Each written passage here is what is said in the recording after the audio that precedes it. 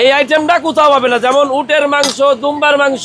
এখন এমন কোন আইটেম যে বাংলাদেশে আমার কাছে যে আইটেম আছে এই আইটেমটা কের কাছে পাবেন না, আপনি বাংলাদেশে কোথাও পাবেন না।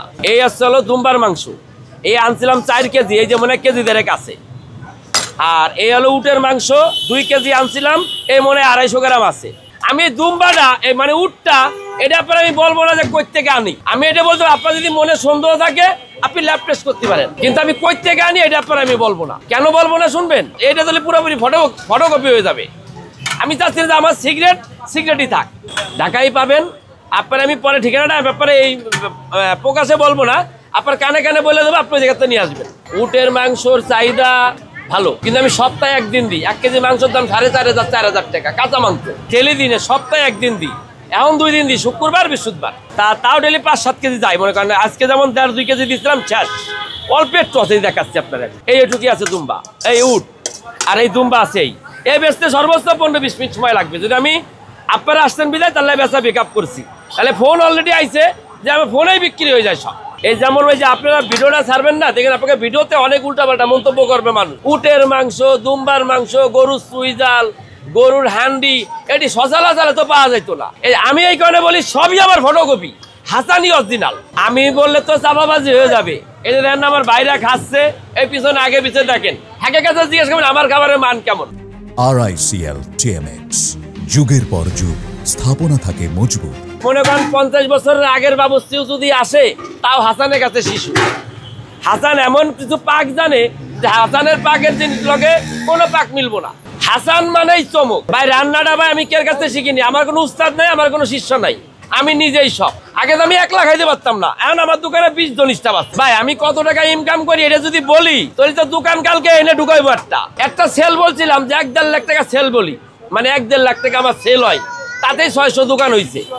আর আমি যদি এখন বলি যে আমি কয় টাকা ইনকাম করি প্রতিদিন, এর তো দোকান কালকে এনে ঢুকাইবো। ভাই আমার 20 জন কর্মচারী আছে না, 20 জনের 15,000 নিচে কোনো বেতন নাই ভাই, 15-র উপরে, 15-র নিচেই কোনো বেতন নাই। আপনি এতে ধারণা বুঝতে হইব। এখন আমি 120 কেজি গরু বিক্রি করি, আর এরকম মনে করেন এই যে ড্যাক, এই স্ট্রিট ফুডে এরকম একটা ড্যাক কেউ দেখাইতে পারবে না। এই দেন এরকম একটা ড্যাক কেউ দেখাইতে পারবে না। এই 15 কেজি 16 কেজি খেচুরি বেচতে 16-17 মিনিট লাগে হাসানের।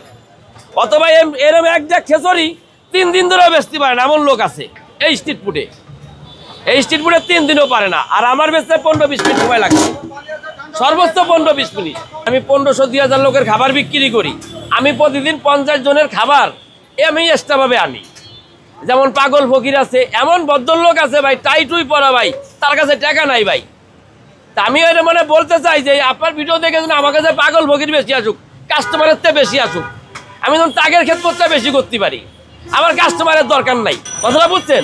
আমিও জানি যে দুনিয়ায় আমি আর যাই করতেছি ওই যে লোককে ওনারা খাওয়াচ্ছি এটাই কামে লাগবে, আর এই জায়গাতে টাকা নিচ্ছি এটা কোনো কামে লাগবে না ভাই।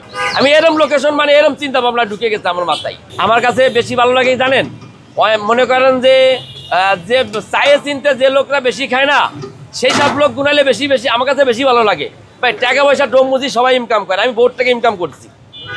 আবার মনে করেন আমি একটা রেস্টুরেন্ট নিয়েছিলাম এই বিআরটির পাশে, ওইখানে আমি 6 মাসে 30 লাখ টাকা লস দিয়েছি।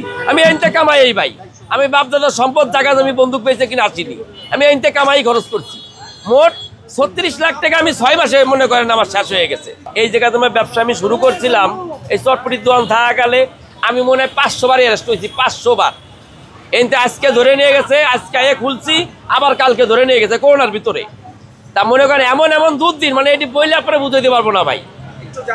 যে এমনও সময় গেছে যে মায়ের দুধ কিনতে না পাইলেও এই স্টেডিয়ামের বারান্দায় শুয়েছিলাম 1 রাত। গেলেই তো মায়ে চাইবো খাবার, আমি তো খাবার দিতে পারবো না ভাই। আমি এই স্টেডিয়ামের বারান্দায় 1 রাত ছিলাম ভাই। মানে এরকম বহুত স্মৃতি আছে ভাই, স্মৃতির অভাব নাই ভাই। আগামী দিনের চিন্তা ভাবনা ছিল কি যে গাছতলাতে যাই একটা ভালো রেস্টুরেন্টে বসবো, তা আসলে ভাই শুট করিনি ভাই। এমন একটা জায়গায় দোকান নিয়েছি, একবেলা বেচা কিনা, আর এমনি সময় বেচা কিনা হয় না।